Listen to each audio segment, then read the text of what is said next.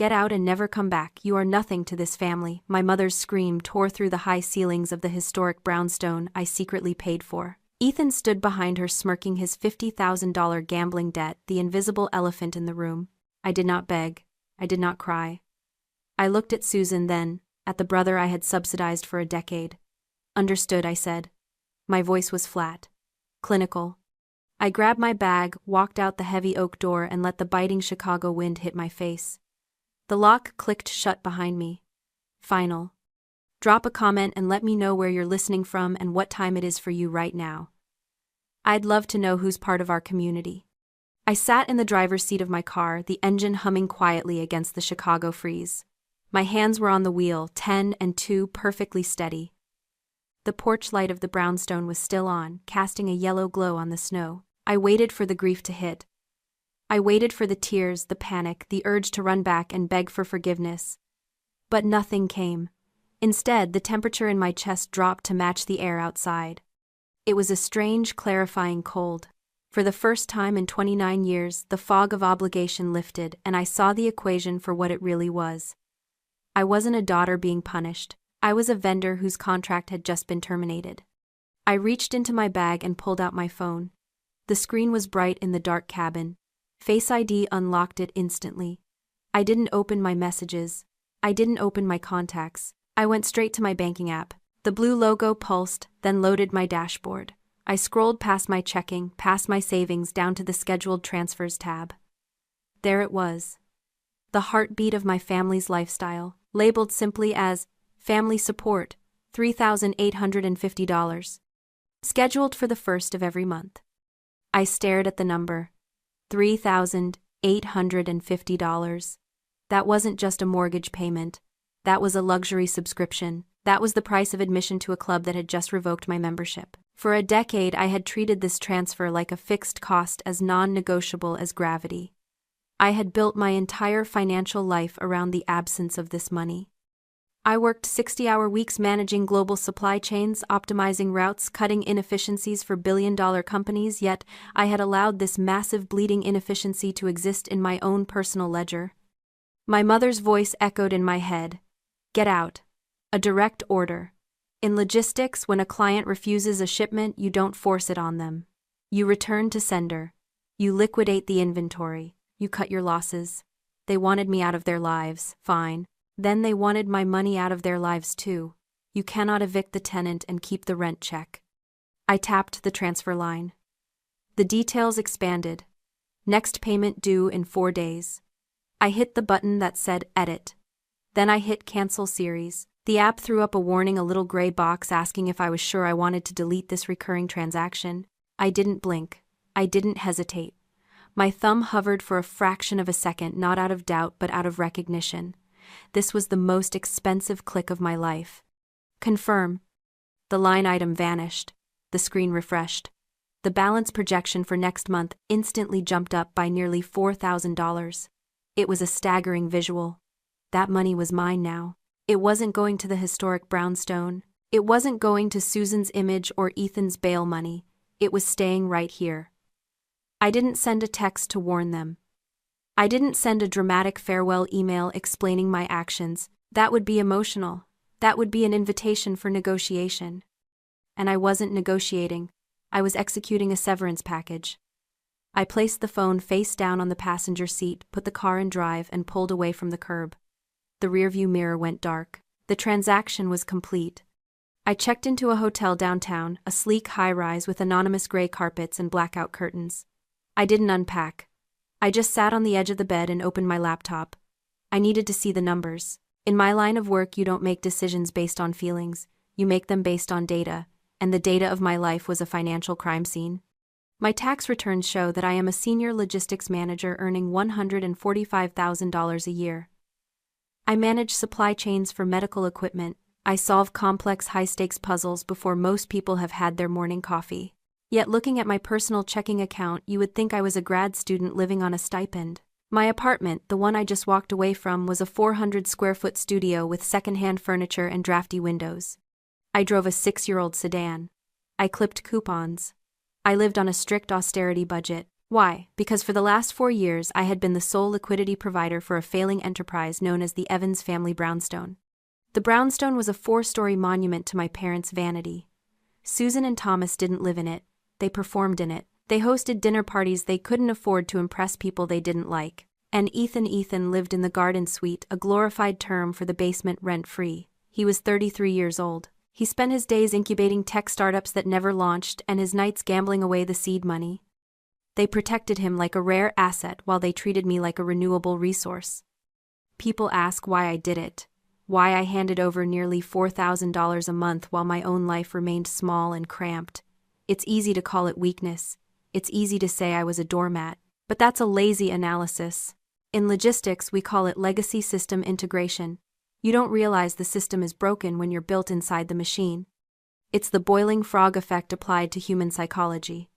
They didn't ask for $3,000 on day one. It started when I was 10, fetching Susan's wine, because she was too stressed. It evolved when I was 16 working retail to pay for my own school clothes because Thomas had cash flow issues. They groomed me. They conditioned me to believe that my worth was directly tied to my utility. If I was useful, I was safe. If I was providing, I was good. Love wasn't an emotion in our house. It was a transaction, and I was the one paying the invoice. I had normalized the cruelty. I had accepted that my role was to be the fuel they burned to keep Ethan warm. But tonight the heat had finally spiked too high. The frog didn't just jump. The frog shut down the entire heating element. I looked at the spreadsheet on my screen. The silent investor column was empty for the first time in 48 months. I wasn't just saving money. I was reclaiming my own existence. They wanted the brownstone fine. They wanted the image of wealth fine. But they had forgotten the most basic rule of business: you do not fire the only person who is keeping the lights on. I closed the laptop. The silence in the hotel room was expensive, costing me $200 a night. It was the first thing I had bought for myself in years, and it was worth every penny. Ethan is 33 years old.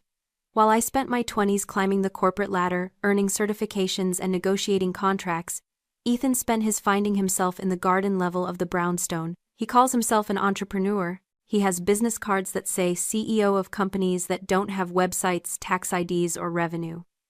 One year it was a crypto mining operation that only succeeded in tripling the electric bill which I paid. The next, it was a luxury drop shipping brand that ended with a garage full of unsold inventory, which I paid to have hauled away. My parents didn't see a failure, they saw a misunderstood genius. To Susan and Thomas, Ethan was the golden asset that just needed one more round of funding to go public. I was the diversified bond, boring, reliable, there to provide the stability while they gambled on the volatile stock. They protected his ego with a ferocity they never applied to my well-being. If I worked late, I was a workaholic. If Ethan slept until noon, he was working on a different time zone. The argument that ended my tenancy wasn't about dirty dishes or a missed curfew. It was about liquidity. Ethan had gotten into something messy. Online poker, sports betting, a sure thing that went south. He needed $50,000 to make a problem go away before it became a legal issue.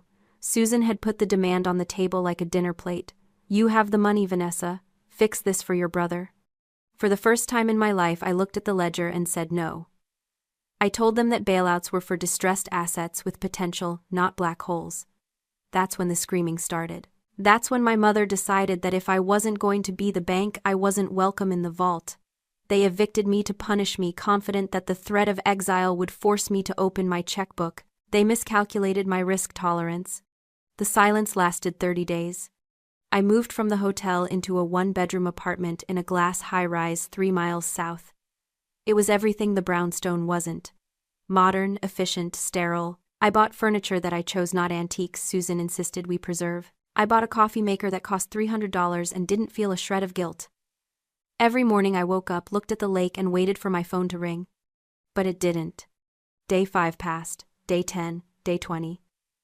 The silence was heavy, but it wasn't mysterious. I knew exactly why they hadn't called. In their minds, the transaction was still processing. They assumed that, even though they had thrown me out, the autopay was still active. They believed my desperation for their approval was a fixed contract term that couldn't be broken. They were sitting in their warm, historic home, waiting for the first of the month, secure in the knowledge that the silent investor would keep the lights on. They didn't know I had already liquidated the account. I wasn't hiding. I was just waiting for the invoice to bounce. Day 45. That is the magic number in mortgage logistics. The bank gives you a 15-day grace period. Then they send a polite letter. Then a stern letter. And then on day 45 the delinquency becomes official and the phone calls begin. I knew the timeline better than I knew my own birthday because I had spent 4 years ensuring we never hit that marker. But this morning I was sitting in my office reviewing a shipping manifest for MRI machines when my personal phone lit up. It was Thomas. I didn't answer immediately. I let it ring 4 times, finishing my email. When I finally swiped accept, there was no hello. There was only the sound of a man who had lost control of his narrative. "What did you do?" he screamed. His voice cracked high and thin. "The bank just called. The mortgage bounced. They're saying we're delinquent. You're trying to ruin us, Vanessa. You're trying to destroy this family." I leaned back in my ergonomic chair, staring at the city skyline. "I didn't do anything, Thomas," I said, my voice steady. "I simply stopped paying for a house I was evicted from. You told me to leave. I left. My money left with me." "That was a heat-of-the-moment thing," he shouted. "We were fighting, families fight, but you have a duty. You have an obligation. You can't just cut off the mortgage. That money is for the estate. It's for the legacy." He was gaslighting me in real time, trying to separate the abuse from the bill. He genuinely believed that my eviction was an emotional event, but my financial contribution was a contractual obligation that survived the termination of the relationship. Listening to him panic, I finally understood the mechanism at work. It wasn't just favoritism, it was economics. Specifically, the sunk cost fallacy. In business, the sunk cost fallacy is the tendency to continue throwing good money after bad because you have already invested so much that you cannot bear to admit the loss. My parents had spent 33 years investing in Ethan. They had poured their ego, their identity, and their reputation into the idea that their son was a genius entrepreneur. To hold him accountable now, to demand he get a job or pay rent, would be to admit that their entire investment strategy was a failure. It would destroy their own self-image. They couldn't fold the hand on Ethan, so they needed me to be the liquidity injection.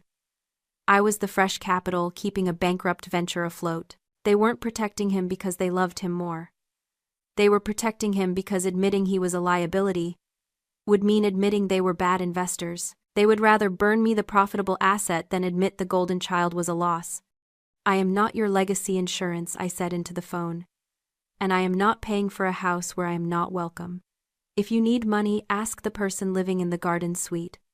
"Ethan is building something," Thomas sputtered. "He just needs time." "You are selfish, Vanessa. You are cold. If we lose this house, it is on your head." "No," I corrected him. "It's on the deed, which doesn't have my name on it." I hung up. It was filled with the realization that they would truly rather lose everything than ask their son to pay a single dollar. They were committed to the crash. I didn't scream back. I didn't try to outshout a man who was drowning in his own panic. In my world, when a vendor fails to deliver, you don't argue with the sales rep. You audit the books. I told Thomas I would look into the account history, and I hung up. My voice was calm, the kind of calm that precedes a massive corporate restructuring. I opened my laptop. My hands hovered over the keyboard for a moment. This was the point of no return. I logged into the joint checking account, the operational account I had funded for 4 years. I still had the login credentials, a remnant of the days when I was expected to troubleshoot their technical issues because they weren't good with computers. The dashboard loaded. The balance was negative $200. I pulled up the transaction history for the last 10 months. I needed to trace the flow of capital. I knew my output $4,500 a month. That was the agreed-upon sum, $3,850 for the mortgage, plus a surplus for property taxes and maintenance. It was a generous operating budget. The mortgage should have been on autopay. The math should have been simple. But the ledger told a different story. I filtered the search. The mortgage payments had been sporadic for a year, then stopped completely 10 months ago. But I had kept sending the money. So where did $45,000 go? It hadn't evaporated. Money never disappears. It just changes hands. I scrolled through the withdrawals looking for the leak. I found it. It wasn't a leak. It was a fire hose. Starting 10 months ago, there were recurring transfers to Ethan Evans. 500 here, 1,000 there. But those were small potatoes compared to the line item that made my blood run cold. A massive down payment of $12,000 to Lakeshore Luxury Auto, followed by monthly payments of $900. I clicked on the check image for the down payment. In the memo line in my father's shaky handwriting were the words, company vehicle, investment.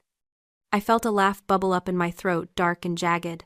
It wasn't a company vehicle. Ethan didn't have a company. He didn't have clients. He didn't have a commute. I did a quick search on the dealership's inventory and cross-referenced the payment amount.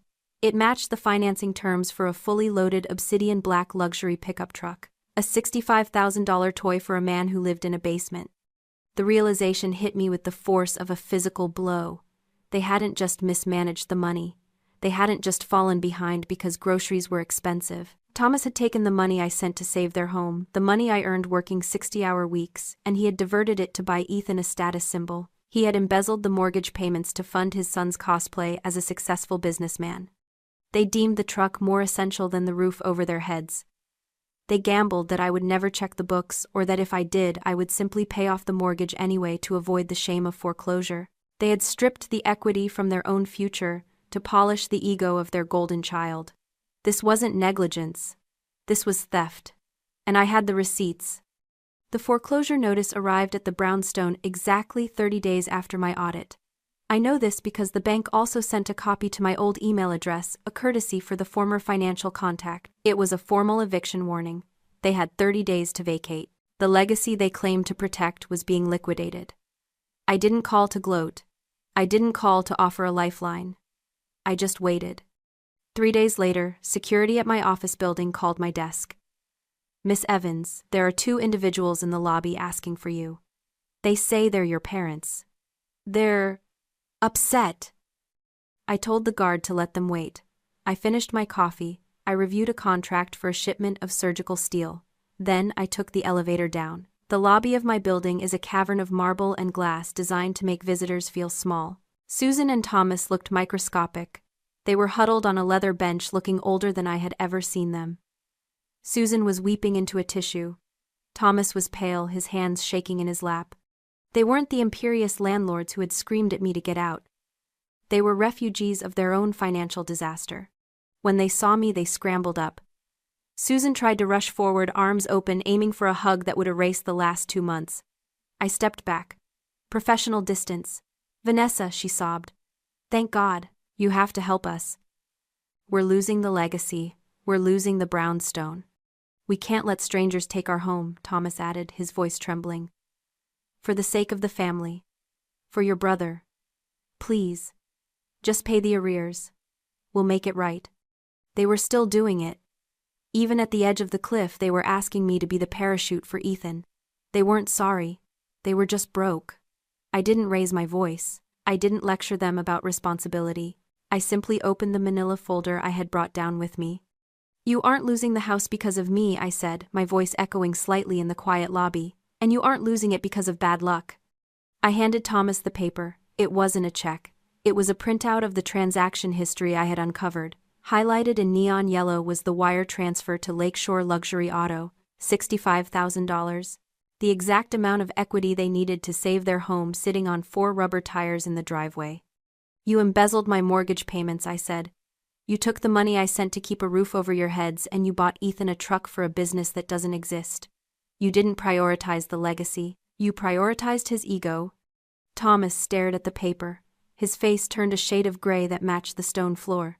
Susan stopped crying and froze. They looked at the evidence of their own theft, stripped of all the family rhetoric they used to hide it. I can't save you, I said, stepping back toward the security gates. Because I don't have that money anymore. Ethan has it. Maybe he can sell the truck. Vanessa, wait, Susan wailed, realizing the meeting was over. I turned back one last time. You told me to get out. I did. Now you have to get out too. I swiped my badge. The glass gates opened. I walked through them and didn't look back. The foreclosure auction took place 90 days after I walked out of the lobby. I didn't attend. I didn't need to see the gavel fall to know the asset had been liquidated. The brownstone sold for just enough to cover the bank's lien and the outstanding tax bill. There was no equity left over. My parents moved into a 2-bedroom rental apartment in a suburb 45 minutes away. It has low ceilings, laminate countertops, and thin walls. They hate it. Ethan's luxury truck was repossessed 3 weeks later. Without the embezzled funds from the mortgage account, he couldn't make a single payment. He is back to taking the bus. The CEO is now working part-time at a warehouse, a job Thomas forced him to take to pay their new rent. The reality check was brutal, but it was necessary. I haven't spoken to them since that day in the lobby. I blocked their numbers, their emails, and their social media accounts. I didn't do it to punish them. I did it to protect the new ecosystem I was building. There is a misconception about going no contact. People tell you it is an act of war. They tell you that you are cold, that you are unforgiving, that family is the most important asset you possess. But they are wrong. Family is a system, and sometimes that system is designed to consume you. If you are standing on that edge right now, wondering if you are too harsh for walking away, listen to me. You are not losing a family. You are surviving one. You are not abandoning them. You are saving yourself. The guilt you feel is just the programming they installed to keep you compliant. It is the error code they wrote into your software to stop you from uninstalling the malware. Peace is expensive. It cost me a historic home. It cost me the illusion of having parents who loved me. It cost me the comfort of the familiar. But as I sit here in my own apartment drinking coffee that I paid for, looking out at a view that belongs only to me, I look at the balance sheet of my life. I have silence. I have dignity. I have a future that isn't being mortgaged to pay for someone else's mistakes. Peace is expensive, but looking at the ledger now, I can tell you this, it is worth every single penny. If you've ever had to pay the price for your own peace, share this story. You aren't alone.